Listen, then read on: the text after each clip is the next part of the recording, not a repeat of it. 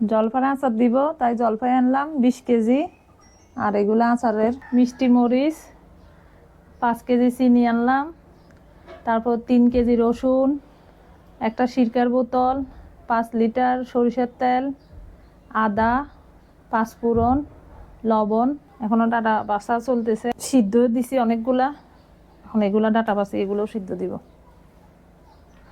তো আমাদের সাথে থাকেন, আচারটা দেখবেন। এই যে এগুলার ডাটা বাছবো,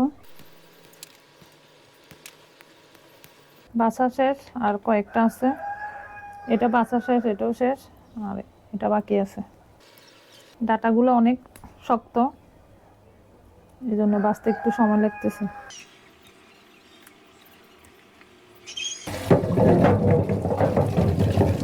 এখন জলপাইগুলো ভালো করে ধুয়ে নিব।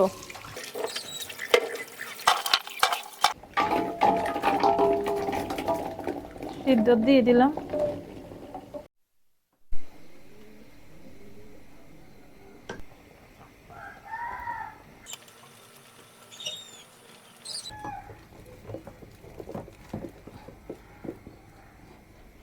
সিদ্ধ করা শেষ, এখন আচার বসাবো।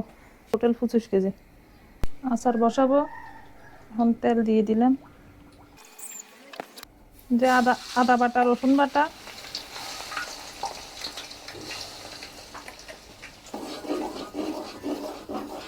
কাটা রসুন, শুকনো মরিচ,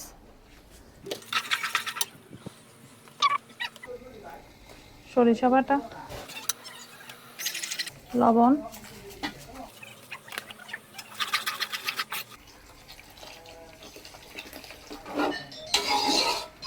যে সিদ্ধ করা জলপাই দিয়ে দিলাম।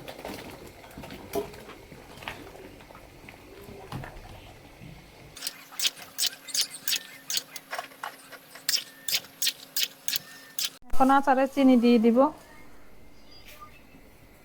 স্বাদ মতো।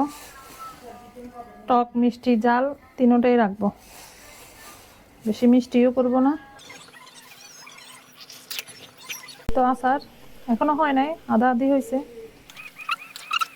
এই যে আচার করা শেষ, এখন ঢেলে নিব। সবগুলো একসাথ করে নিব, ঠান্ডা হলে তারপরে বয়মে রাখবো। এটা হয়ে গেছে,